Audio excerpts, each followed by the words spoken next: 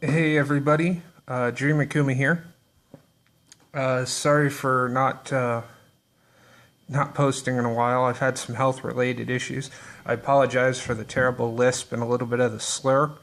I kind of got really sick a couple weeks back, and that led to getting some teeth pulled because I had an infection in my jaw. Recent acquisitions. Recent acquisitions. I go to a lot of used gaming auctions, and I go to a lot of bazaars and the geeky yard sale. And this is what I picked up for the last few weeks. There's a couple of other things in here too, but the majority of the findings here were via just picking stuff up. Up front here, these guys with the nice stone bases and the mediocre paint jobs. They are the Advanced Dungeons and Dragons Introduction to Dungeons and Dragons box set miniatures. They're blue plastic. I think they were made around 95 or 96, possibly a little bit older. The lot that they were in, it was a complete AD&D introduction box set minus the CD. So the only thing missing was the CD.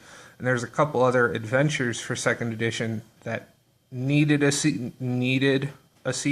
Didn't really need it, but it came with a CD, but that was missing.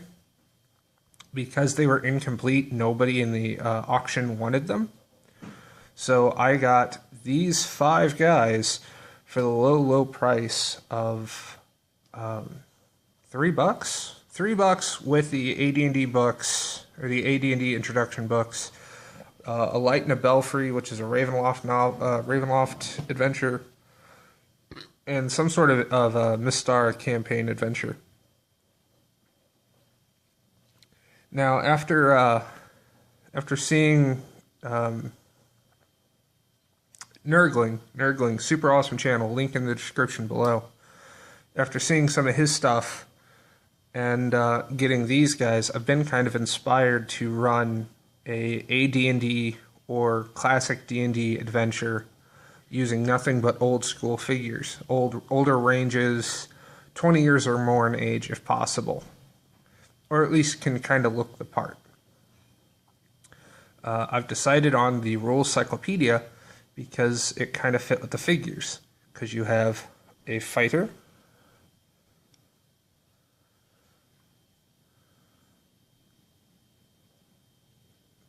the poorly painted Dave Mustaine fighter, and I go dropping it,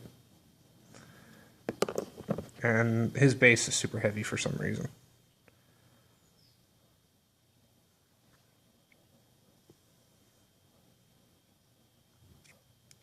Yeah, you've got a fighter,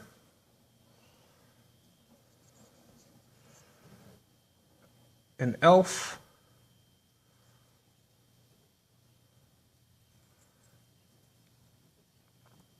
a dwarf,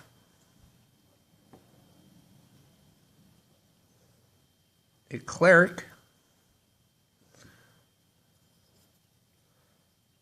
and a wizard.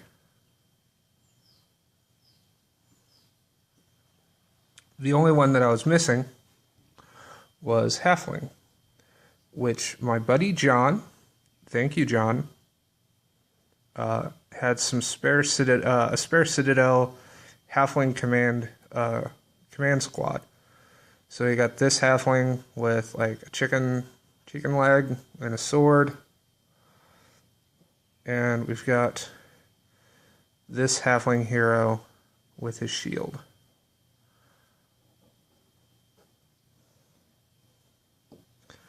So that's all the AD&D ones that I got at the used gaming auction. I'm going to pull them away real quick.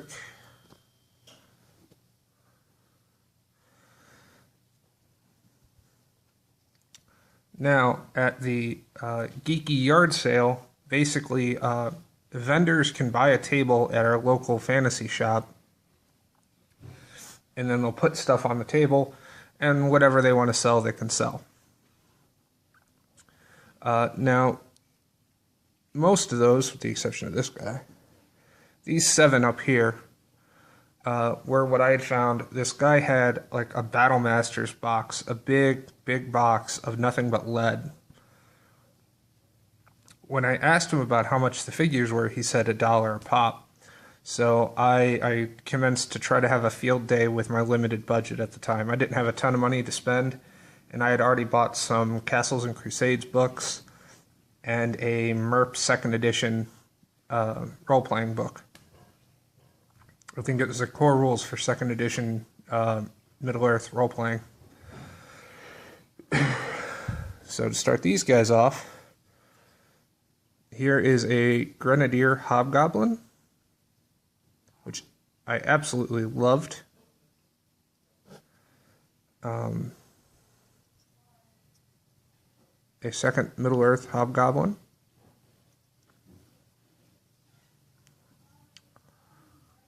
This is a Citadel Wraith, or not Citadel, Reaper. This is a Reaper Wraith. I kind of wanted to go a little experimental on the paint job, so I did. This guy took some figuring out, because I had no idea what he was. He looked like a Games Workshop. I thought he'd be a Warhammer Fantasy Vampire Counts, but he's actually a Blood Bowl star player.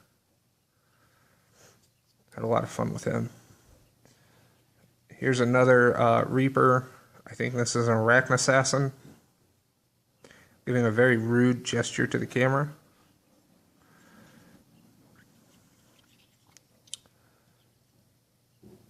A Grenadier Fantasy Lords Troll. Kind of painted him up like a lanky giant instead. He didn't seem very troll-like to me. I really liked him. And the first pick, whenever the guy said, hey, dollar fig, the first thing I grabbed is this guy. And I love this guy.